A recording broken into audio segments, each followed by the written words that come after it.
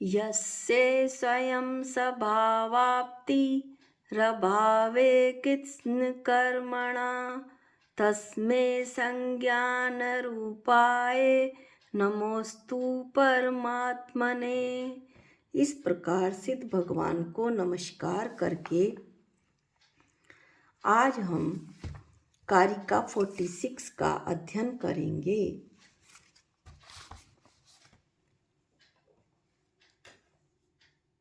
जैसा कि कारिका 45 में बताया, इससे पहले की कारिका में बताया गया था, कारिका 45 में, कि मैं एक चेतन द्रव्य हूँ।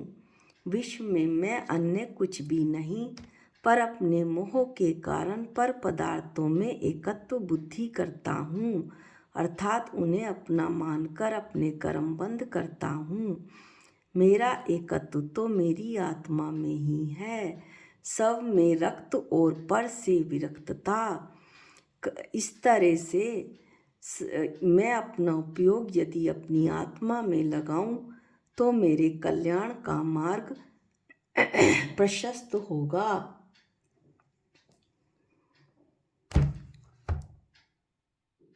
इस बात को इन भजन की 4 लाइनों में बड़े अच्छे से बताया गया है।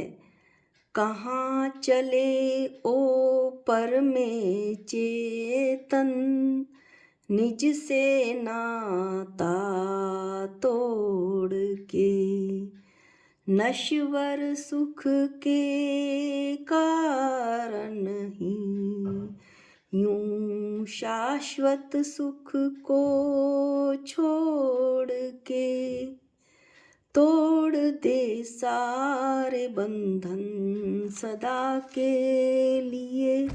यह मुश्किल नहीं आत्मा के लिए, ज्ञान से भी जरूरी निज ध्यान है।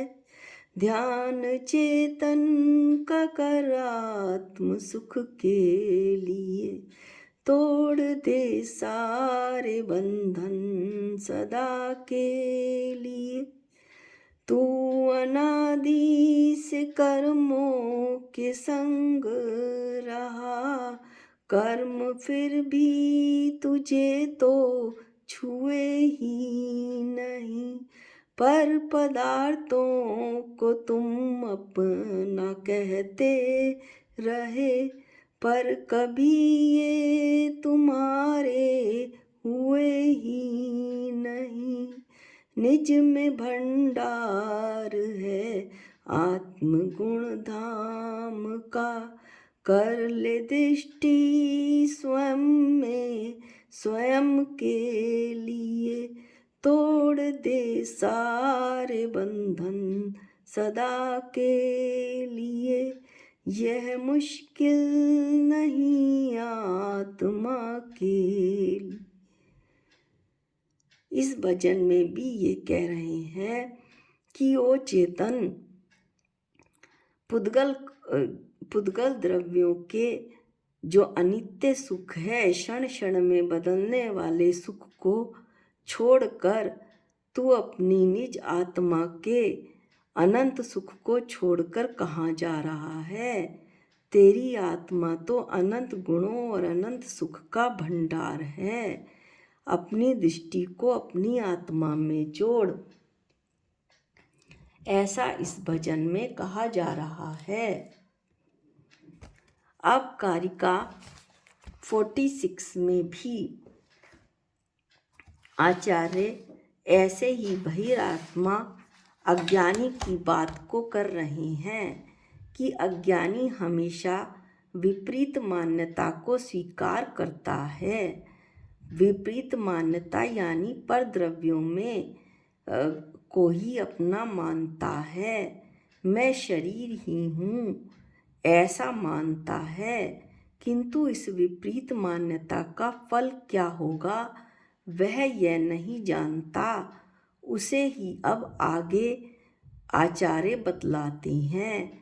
ये सब गाथा आचार्य पूज्य पाद स्वामी ने जीव के कल्याण के लिए लिखी हैं कि उसकी आत्मा का कल्याण हो और वो अपनी आत्मा उसका उपयोग अपनी आत्मा में लगे। अब हम कारिका 46 पढ़ते हैं। आ विद्वान पुद्गल द्रव्यम यो भी नंदति तस्य तत् न जातु जंतुः सामीप्यम चतुर्गतिषु मुंचति। यह जो अविद्वान मूर्ख अर्थात बहिरात्मा पुद्गल द्रव्य का अभिनंदती आत्मीय भाव से समादर करता है, तस्य जंतो उस बहिरात्मा प्राणी का तत् वह शरीर आदि पुद्गल द्रव्य जातु कभी भी चतुर्गतिषु चारों गतियों में सामीप्यम न मुंचति साथ नहीं छोड़ता। यहाँ आचार्य कहते हैं कि जो मूर्ख अर्थात बहिरात्मा है, जो यह नहीं जानता कि मैं एक चेतन द्रव्य हूँ, इसके अलावा मैं विश्व में अन्य कुछ भी नहीं और हो भी नहीं सकता, शरीर को ही अपना मानता है, ऐसा अज्ञानी जीव पुद्गल द्रव्य के प्रति लगाव रखता है, उसी में अपना आत्मीय भाव रखता है। ऐसे जीव को यह शरीर आदि पुद्गल द्रव्य और इस शरीर से लगे हुए अन्य संयोग कभी भी यानी चारों गतियों 84 लाख योनियों में उसका साथ यह शरीर नहीं छोड़ता। यह शरीर हमें बार बार क्यों प्राप्त होता है, ऐसा शिष्य कहता है। तो जैसा कि अभी बताया वृद्ध दिव्य संग्रह में आचार्य ब्रह्मदेव सूरी ने कहा है, तुम्हें यह शरीर अच्छा लगता है, जो वस्तु अच्छी लगती है वह पीछा नहीं छोड़ती, बार बार हमें प्राप्त होती है। शिष्य फिर पूछता है, संसार में परिभ्रमण का क्या कारण है? शरीर आदि पुद्गल पदार्थ जब हमें अच्छे लगते हैं और हम उन्हें अपने साथ जोड़े रखते हैं, तो क्या होता है कि एक शरीर छूटता नहीं कि दूसरा शरीर तैयार हो जाता है। इसकी चर्चा अभी हम और विस्तार से करेंगे। एक 4 लाइनें पद अनुवाद की ओर सुनिए। कभी सब पर को नहीं जानता, रहा अचेतन यह तन है, फिर तन का अभिनंदन करता मूड बना तू चेतन है। साथ चलेगा तुझको फिर ना चौगतियों में छोड़ेगा, पापों से जोड़ेगा तुझको भव भव में तू रोएगा। यदि तू सब पर में को भेद को नहीं जानता, ये शरीर अलग मेरी आत्मा अलग, यदि ये नहीं जानता और तन का अभिनंदन आदर करता है, तो हे चेतन जीव, ये शरीर तो तेरे साथ साथ ही चलेगा, चारों गतियों में तुझे फिराएगा, भ्रमण करवाएगा, मनुष्य त्रियंच देव गति चारों गतियों में तेरे को साथ साथ चलेगा तेरे, और भव भव में तुझे ऐसे ही रुलाएगा। इस तरह से इस कारिका में आचार्य ने बड़ा अच्छा यह उपदेश दिया है, ये बताया है, समझाने की कोशिश की है कि अपनी आत्मा को, अपने सब को जान, पर को जान और दोनों को जानकर अपनी आत्मा में का आदर कर, जिसका तू अनादि काल से अनादर करता आ रहा है।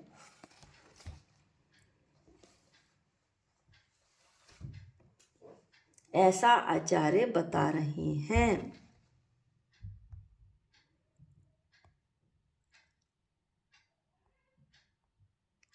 शरीर आदि पुद्गल द्रव्य अचेतन हैं, जड़ हैं।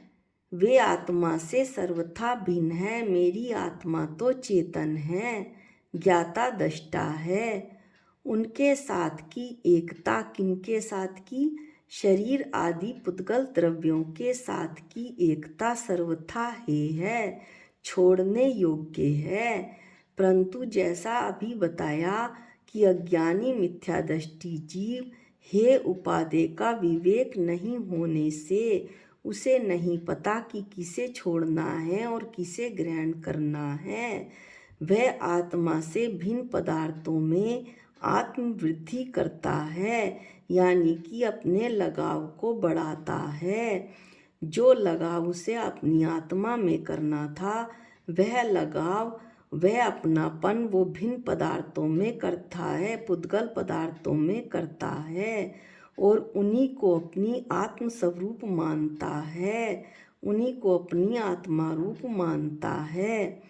वह उनकी अनुकूलता प्रतिकूलता रूप परिणति को देखकर, यानी कि पुद्गल कर्मों से जो साता असाता वेदनीय कर्मों का उदय होता है और सुख और दुख मुझे इस संसार में प्राप्त होता है, ऐसे परिणमन को मैं रागी देशी बन जाता हूँ, राग देश करता हुआ रागी देशी बनता हूँ।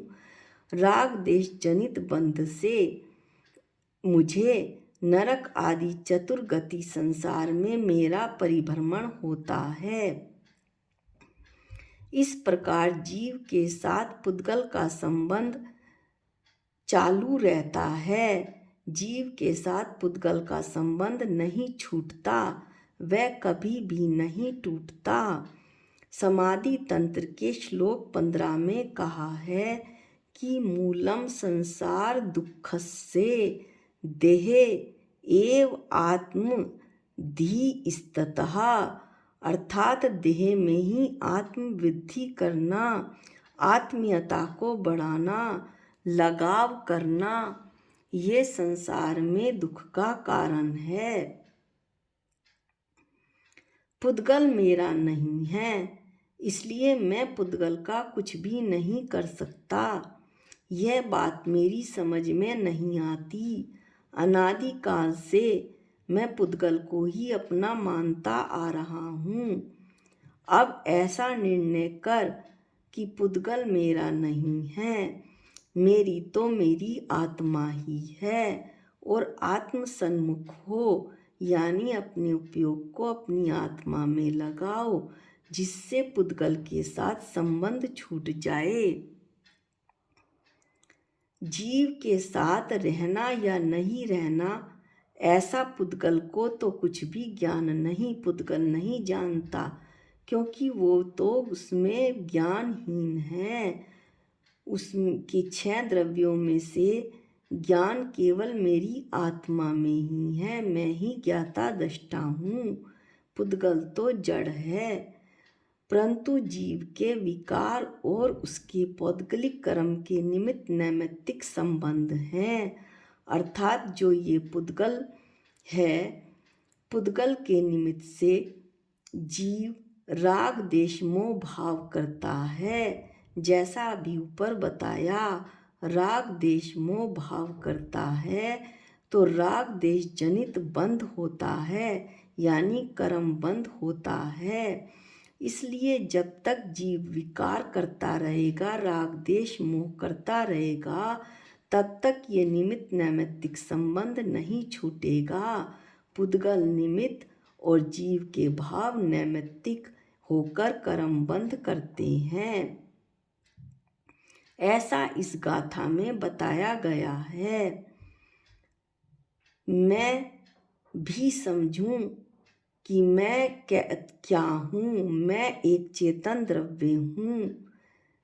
मैं तो किसी अन्य द्रव्य में, पुद्गल द्रव्य में का कर्ता या भोक्ता बन ही नहीं सकता। उसमें मेरा कुछ भी हाथ नहीं।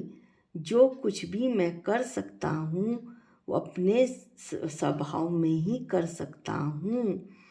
केवल मोहवश मैं पुद्गल में को और ये अपने शरीर को शरीर से संबंधित सभी पदार्थों में अपने मोहवश अपने अज्ञान से उन्हें अपना मानता हूँ और अपने संसार को बढ़ाता हूँ। अगली कारिका में बतलाएंगे आचार्य कि जो इस संबंध को जान गया है कि मैं क्या हूँ और पुद्गल क्या है, पुद्गल जड़, मैं चेतन, पुद्गल अलग, मैं अलग, और जो स्वरूप में तत्पर हो गया है अपने उपयोग को अपने आत्म स्वभाव में लगा लिया है, उससे उसे क्या फल प्राप्त होगा उस जीव को, ऐसा आचार्य अगली कारिका 47 में बतलाएंगे, जो हम अगले वीडियो में पढ़ेंगे। आज के लिए इतना ही। निज निधि निज में बताई ये अनंत उपकार है, इसके लिए जिन वाणी माँ को वंदनानंत बार है, वंदनानंत बार है। सबको जय जिनेंद्र।